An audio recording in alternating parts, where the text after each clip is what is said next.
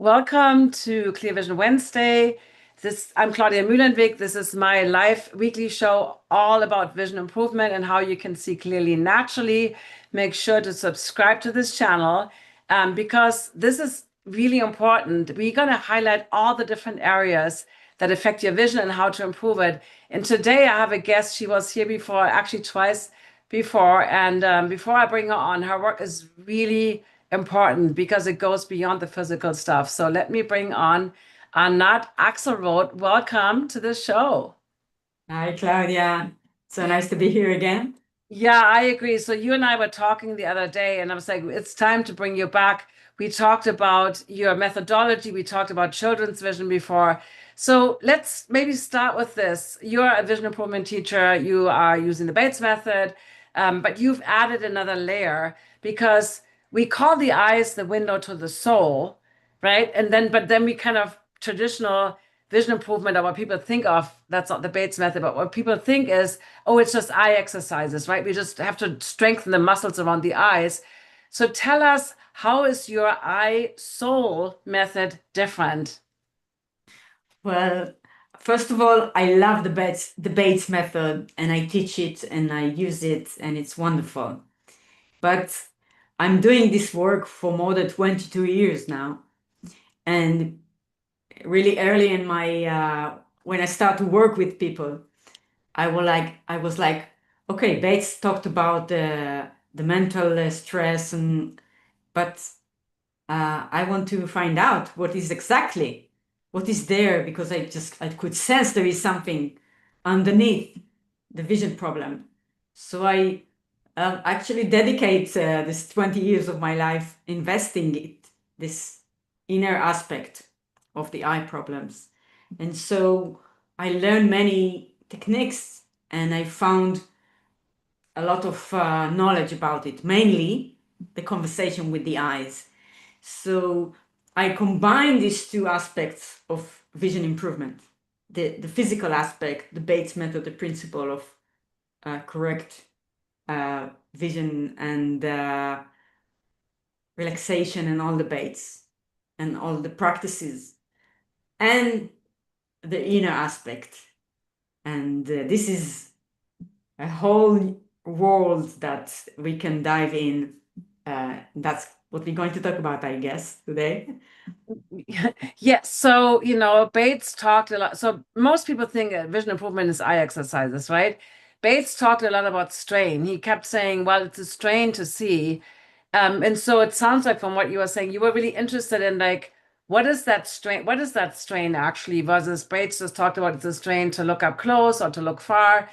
So how did you conceive of this conversations with the eyes tool or technique? Can you explain a little bit how you ended up coming up with this concept to help really figure out what is the real reason for someone to have Well, that I stress? I investigated, and we talked about it in our first live. It was 3 years ago, I think, or 4 years ago. But I will say shortly that I it was I was very interested by this, and I was investigated. But most of the time, I couldn't find the answer. Sometimes people know, yes, I have this stress in my life, I have this issue in my life, so I know it's connected. But usually, people don't know. I can ask them what happened and why is this problem now came to you, why you have macular degeneration, why you have myopia, why you have strabismus, why you have inflammation in the eyes. Most of the time we don't know, because it's like it's hidden knowledge that we cannot get to it. So for many years I was like, how can I get to it? I really want to find out. And I learned all kinds of emotional therapy and stuff. And then one day it was like by an accident. Well, there's no accident, but one day it's like I I gave someone to imagine something, and then I start to ask the eyes question, and then was shocked by the answer I got, and then I understand all the answer are in the eyes itself. So we can ask the eyes and just need to know how to ask the eyes, and later on how to bring them their needs, because the eyes, they have like needs. So the needs can be like physical needs or emotional needs or spiritual needs or all kinds of needs. Okay, So so I understand. So if we were to ask me, well, why did your vision get blurry or why did you have blurry vision? My mental, my mind, my thoughts wouldn't really be able to figure this out. I could be going, well, what happened? So when you say conversations, rarely, yes. Sometimes you can know, but usually you don't right. know. So when And you if say you're asking the eyes, sorry, when you ask the eyes, like obviously the eyes don't have a mouth. Like, how do you actually ask the eyes? Can you explain so that a little bit? yes, yes. So we need to connect to the eyes in a deeper level, not in the level that we all know. Like the eyes is the organ that sees. So okay, but when we connect to the eyes, we go behind it. So we just, it's like there is entity here and another entity here, and we want to meet this entity, because most of us, we never met our eyes. People can do baits for many years, they never actually met their eyes. And when you do meet your eyes for the first time, it's like, oh, wow, I didn't know. I'm sorry. I didn't know that actually they have mouth. They actually can speak and they actually say things and they actually want, and they actually can guide me. Not only they can guide me to what their needs so they can feel better and see better, but they also can guide me to myself for better life. So this is very deep knowledge that we can get from our eyes. Let me give you an example uh, of the beautiful accuracy of this work. So, for example, many times I speak with eyes, and there is the eye said we are in pain, like sadness. There is a lot of pain in life. Okay, so many times the eyes say we are in pain. So, what do you do with pain? What is the right thing to do when my clients have pain? Well, you think there is maybe an answer that you know what to do, but actually, I don't know. Because for some people, the eye said, hey, you are not feeling this pain completely. You need to let it through you, let it come through you.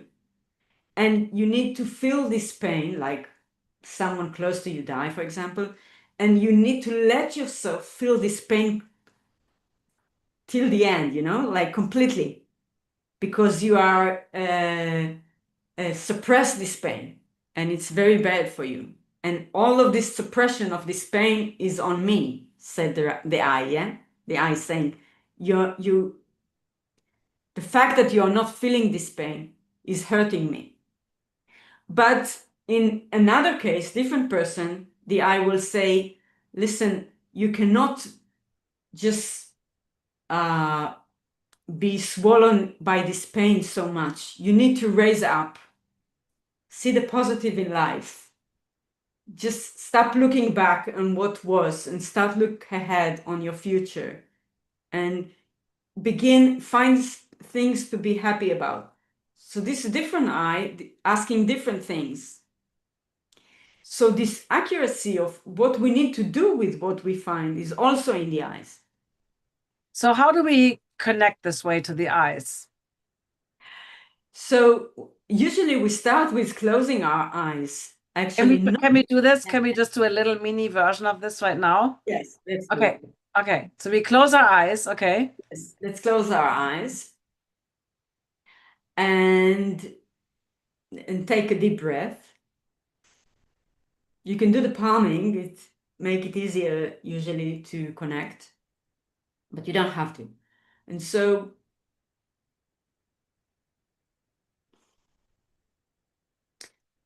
usually I said, imagine that your eyes are like two balls, and these two balls are floating in two pools of water or two lakes of water. The left ball is floating on the left pool, and the right ball is floating on the right pool. So you can make it up and imagine it and see what image comes to you.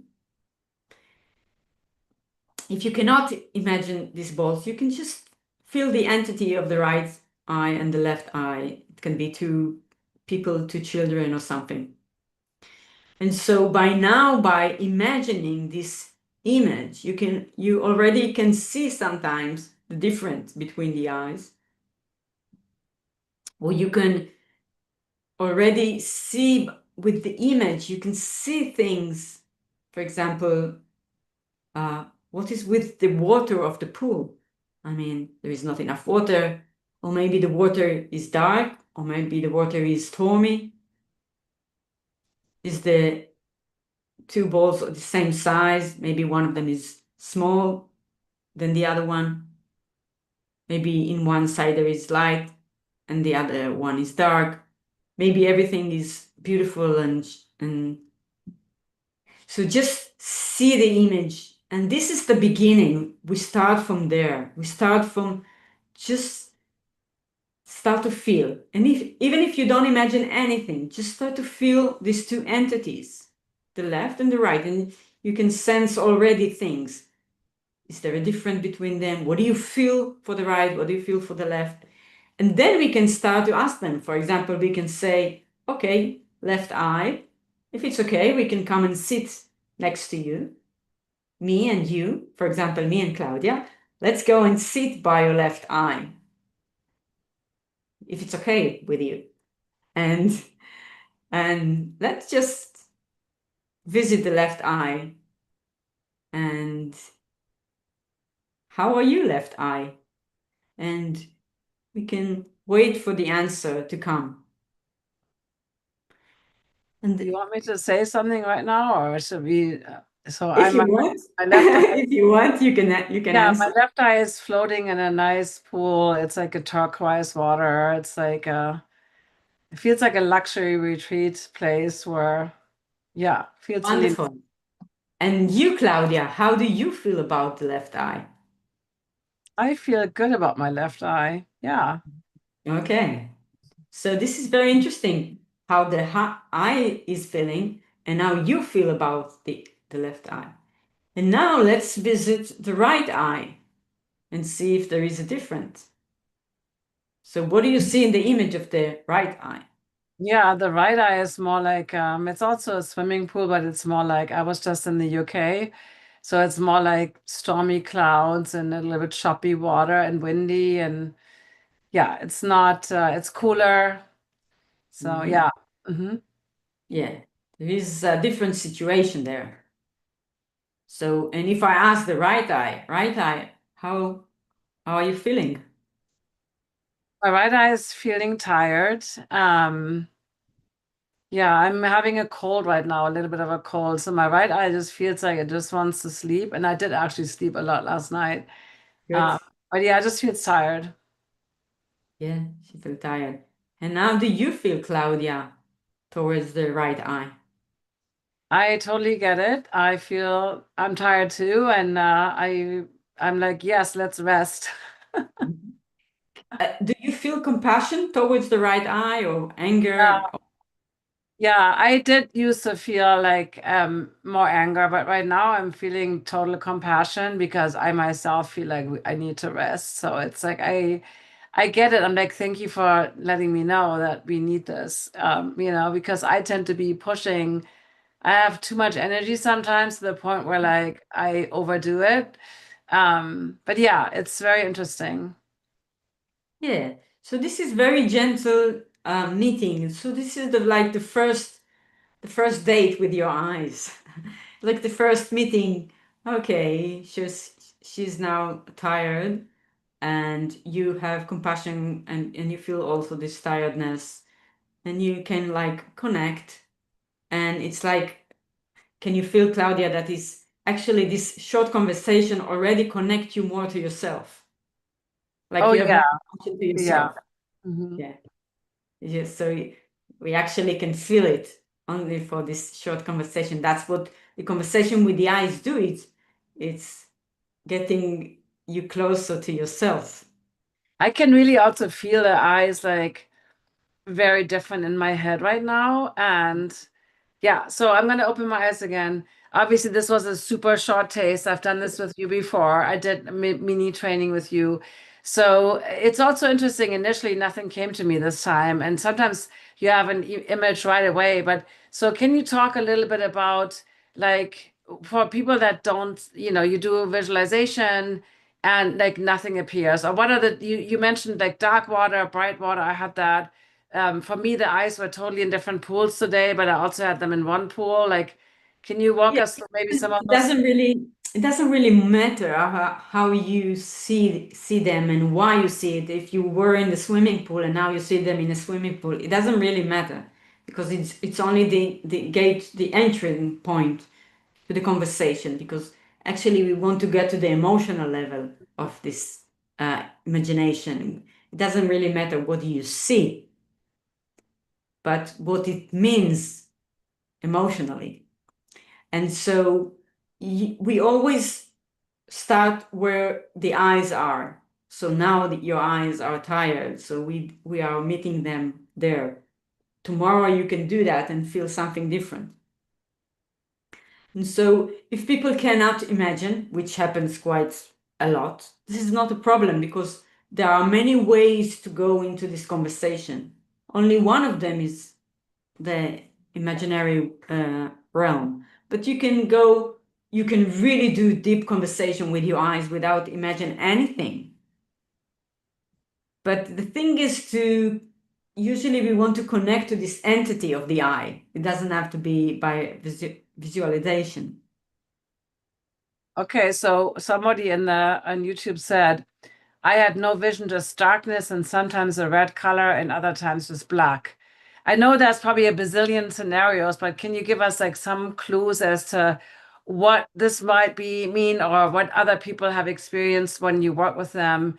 Maybe give us some examples of the work you did and how it changed the vision. Yes. So let me tell one example. Um, so, for example, just recently I had this young man. He's 26 years old, and for the last 6 years, he had chronic inflammation in his eyes.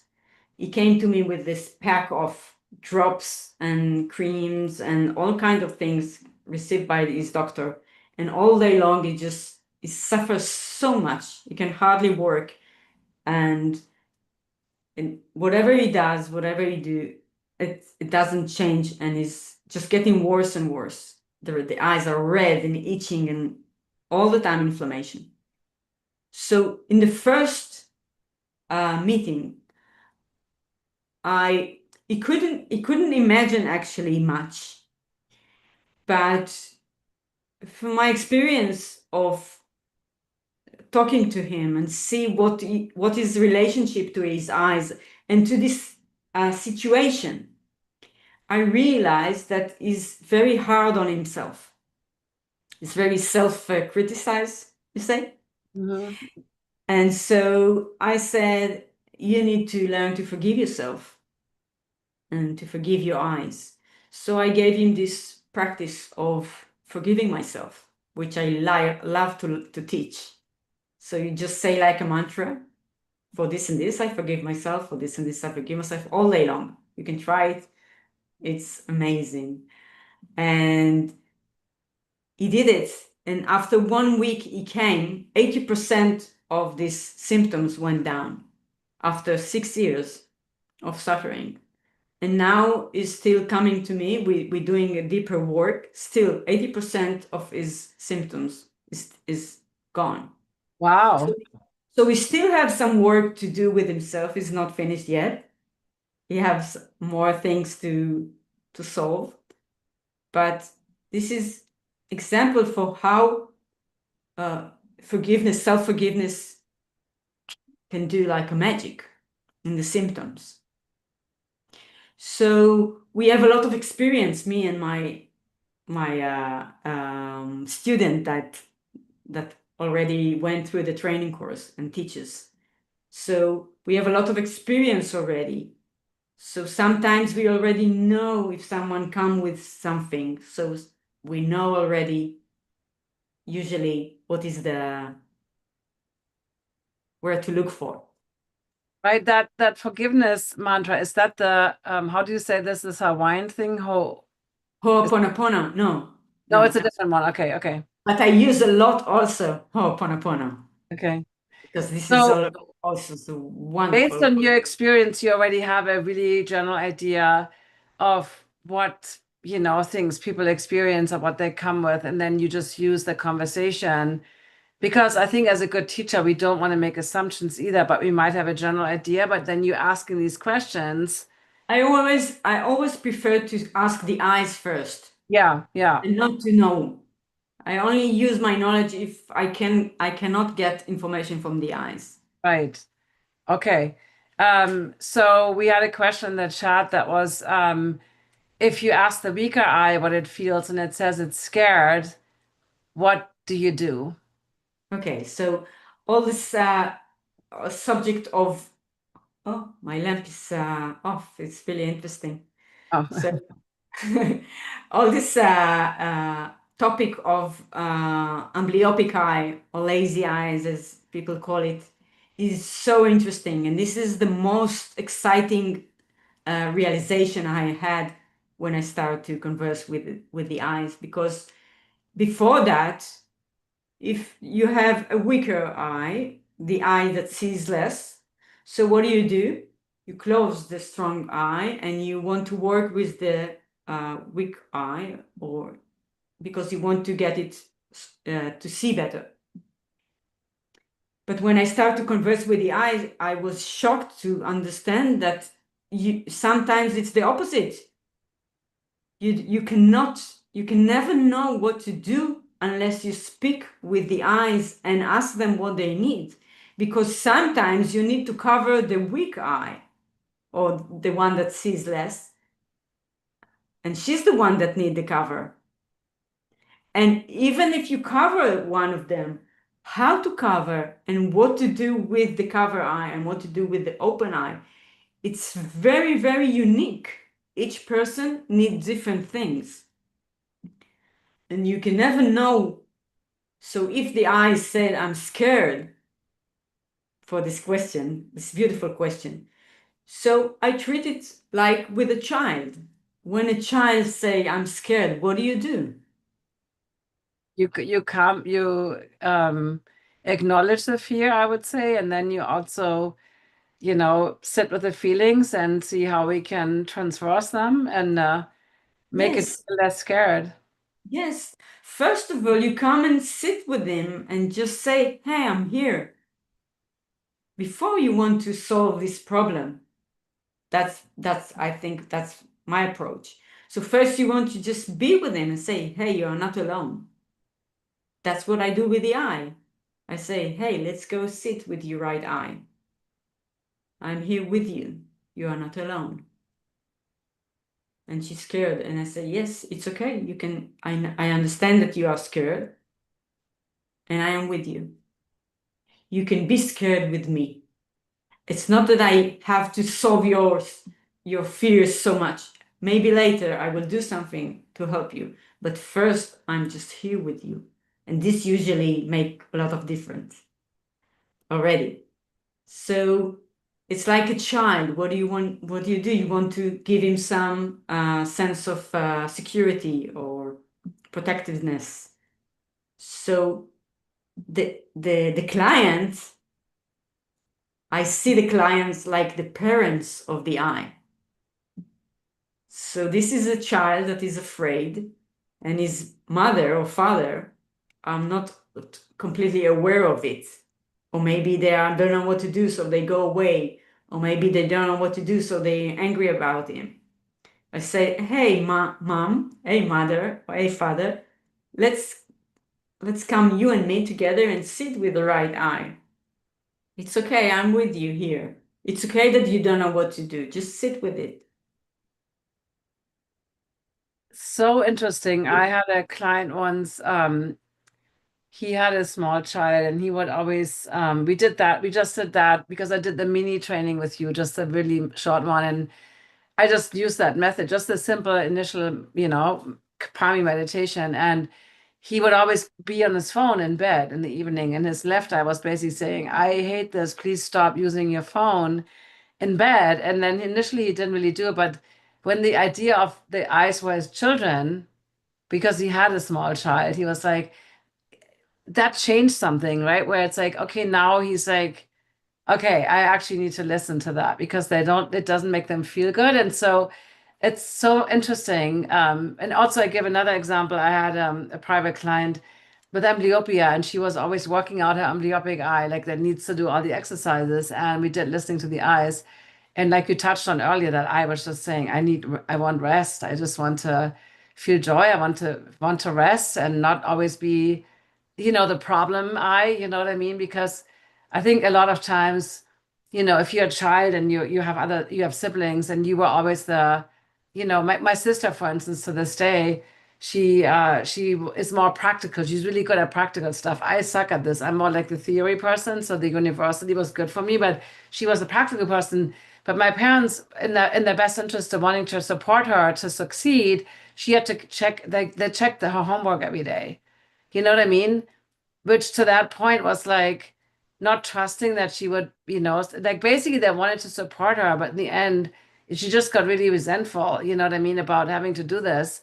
And so it's so interesting when we talk to the eyes because so many messages are coming up that, like you said, we don't even have this in our conscious mind, even though you're sitting there and it's like you talking, right? It's like you talking, but when you really allow yourself to deeply connect with the eyes, I find this. But we did it really short, and I think it takes like you can't rush this. You can't be like, oh, I have 5 minutes, let's do this, right? I feel like it's really important to take time to sit and really and let it happen when it's happening and not force it. Is that true or?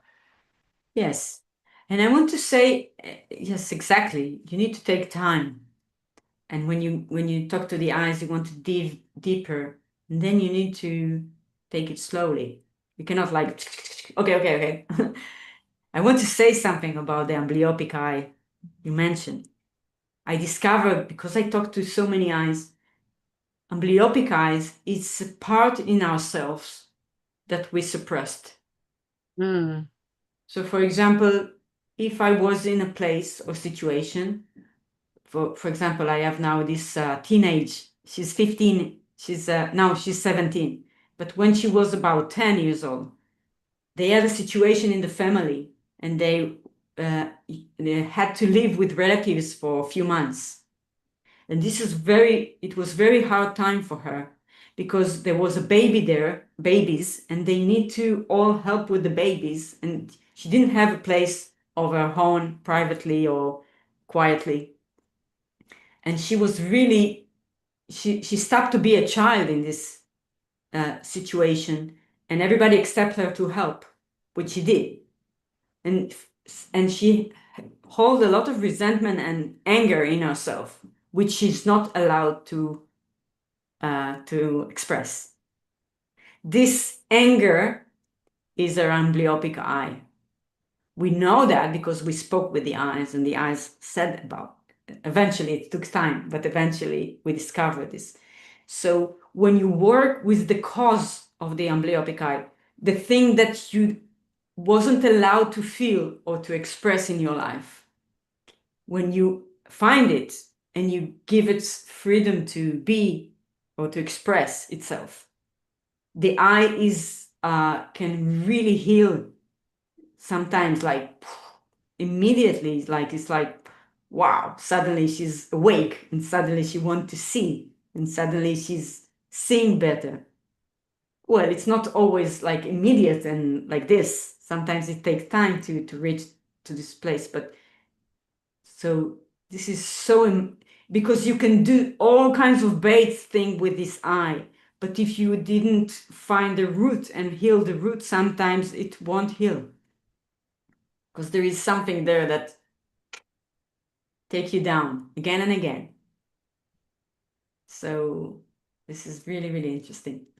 Have you found, I don't want to call them typical, but have you found patterns that a lot of people that say have myopia or people that have astigmatism, have you found patterns in those, like just like you just described with amblyopia, or Yeah. is okay? Well, yeah. Well, in myopia, we have all kinds of pattern that is very you can see them a lot because in myopia usually we have some kinds of alertness.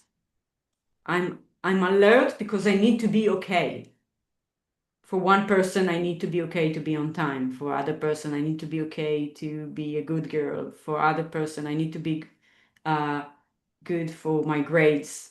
For other, it's I need to be okay for my father to see me and not to hit me or just to be kind to me. So I myopic child is a child that need to be alert for something, is in some kind of unsafe territory, even if it's only emotionally unsafe. It can be very safe, but emotionally unsafe. And then you need to be alert to find the emotional safety. So usually this is the cause of myopia. It can be from a teacher, it can be from a parent.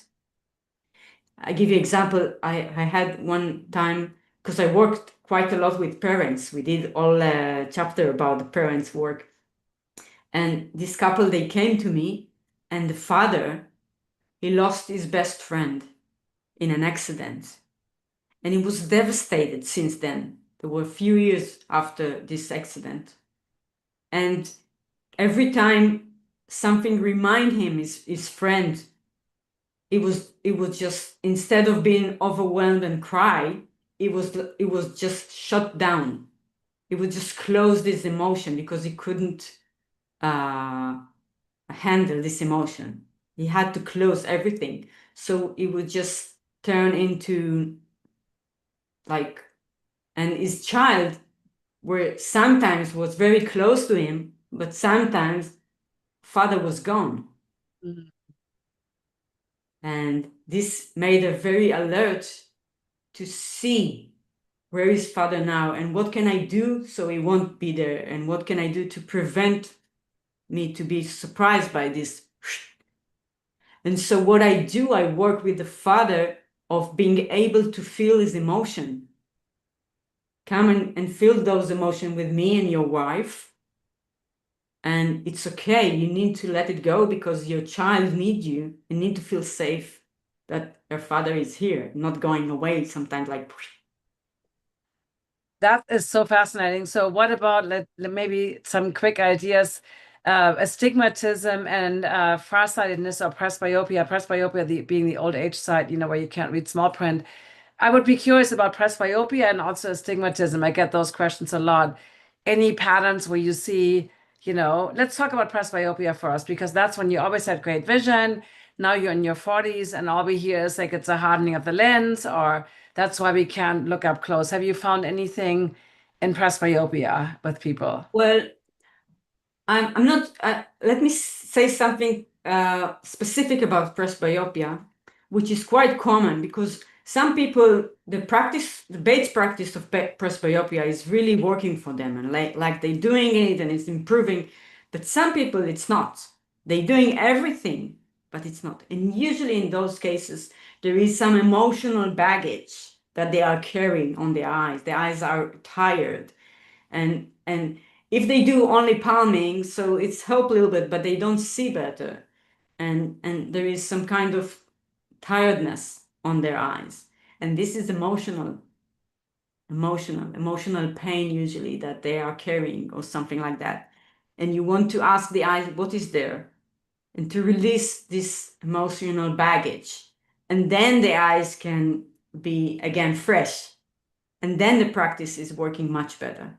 Oh, that's really helpful. And what the other one, we obviously you probably do astigmatism, right? Which is also one of the refractive errors. So, is there any like trend or feeling that you've discovered with people with astigmatism? Well, there is many things, but one of them is it's like I'm half because that's the astigmatism Right, is right. always one angle is different from the other.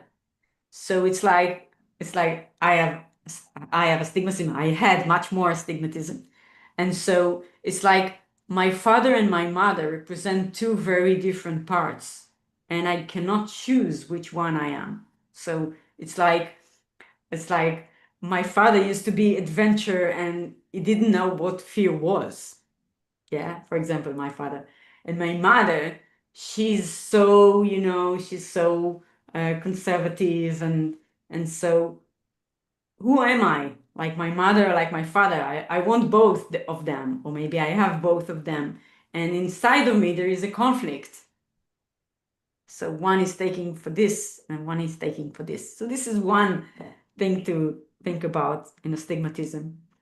And well, there is more, but No, but that makes so much sense. My right eye is the one that had really high astigmatism, and it's still sometimes showing up, I think, right now because I'm tired.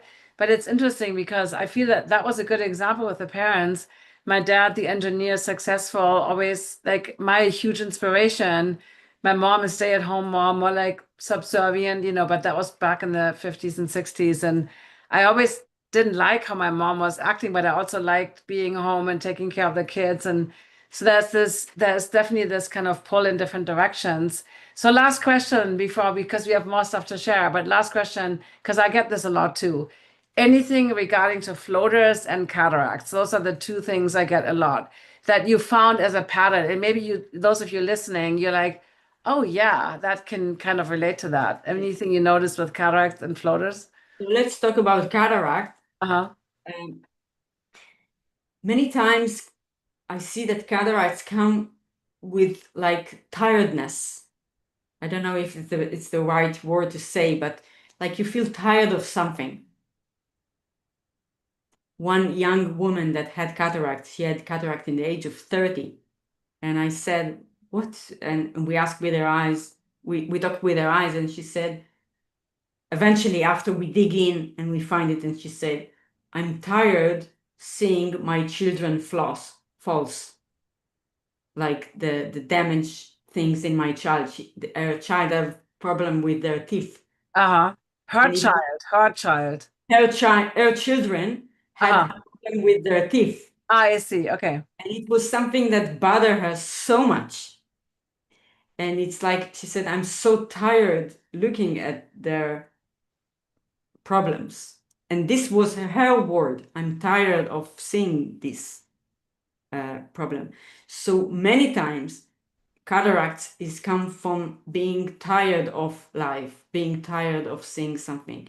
And the opposite of it is in my book. There is a in my book in the my book Heal Your Soul, Heal Your Sight. There are 25 stories of people healing only with the conversation with the eyes. And one of them is this woman that she came to me with this tiredness. She was 40 something with cataract, and she had find reason to live, and she again find the reason to wake up in the morning, and her cataract was just gone. So when the cataract is it's like I'm willing to live, I'm willing to see. This is the opposite of the tiredness. And when the cataract is in the early stages or medium early stages, you can still improve it. I don't know about advanced cataract, but I saw people with minor or medium cataract that improved and disappeared. So yes. And in floaters, the most important thing is to accept them.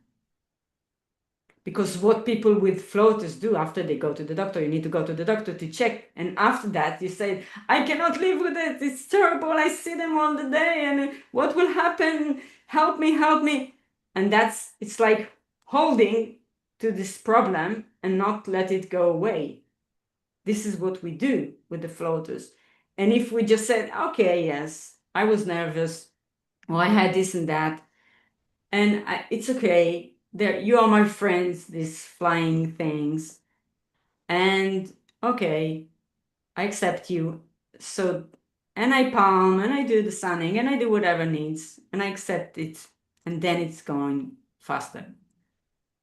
So fascinating. So much of it is starting with acceptance. Well, thank you so much. I put the link to your book into the I just want to say that I now I please. have a training course. So if you are a Bates student or Bates teacher, Right, right, if right. you Wait. I'm going to get to this.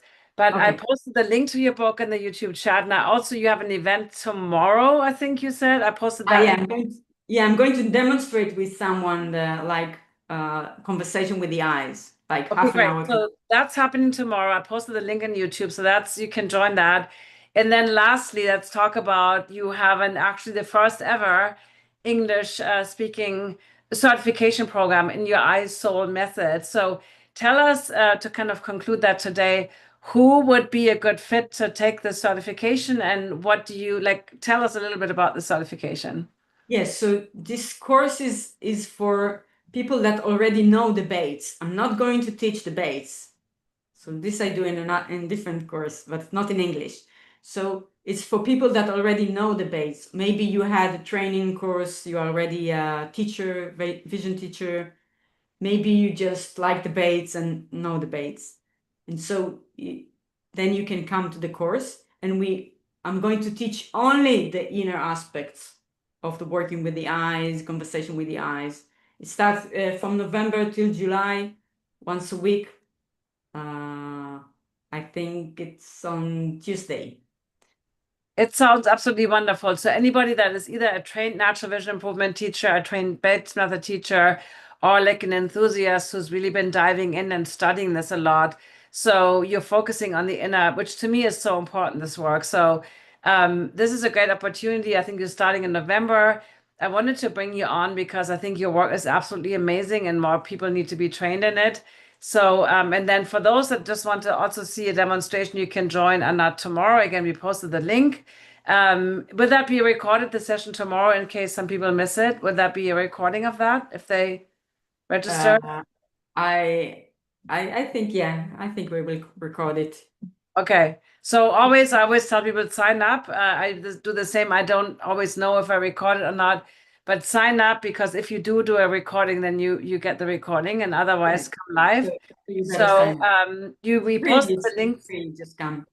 Yeah, we posted the links in the YouTube chat. So for those of you interested, so you can definitely join Anna tomorrow. And also if you're interested in, so for the certification, you would talk to whoever's interested. I think there's a little form that you fill out, and then you will jump on a Zoom call with to make sure it's a good fit, right? It's not like something you just sign up for, but you have Yeah, a if you want to join the training course, you need to reach us and you put the link on the yeah, I did. So people have a and little conversation. then Just we meet one on one, me and you, to see if it's good fit for the course. So yeah. and then yeah. Great. Thank you so much. YouTube, make sure to subscribe, follow Anat. I think your website is in Hebrew, right? Or do you have is it, well, Yeah, I yeah, know, I have not much in English, no, fortunately. now with Google Translate, I think nowadays that's the beauty of technology. I think a lot of it can just be translated, but you're running this program in English. The book is out in English. I'm super excited about reading it. So Come to thank you. Valencia. So we see in Yeah, Valencia. yeah. We all, Anat is also teaching in Valencia at the International Conference for Holistic Vision. I'm going to be teaching there as well. So yes, they are, as Benjamin is asking on YouTube, you are saying your eyes are connecting to our heart and the expression of our emotion 100%. So we have to look at that level and cannot just go on the physical level in order to have real breakthroughs. So Anat, I fully agree with you. Thank you for being here. Thank you for sharing your message. And for all of you interested, we posted all the links. You can continue to follow Anat or go to the course tomorrow or talk to her about the certification if that's something that interests you. So we will continue our conversation with the Clear Vision Club offline from YouTube. So YouTube, see you soon. See you next week. Otherwise,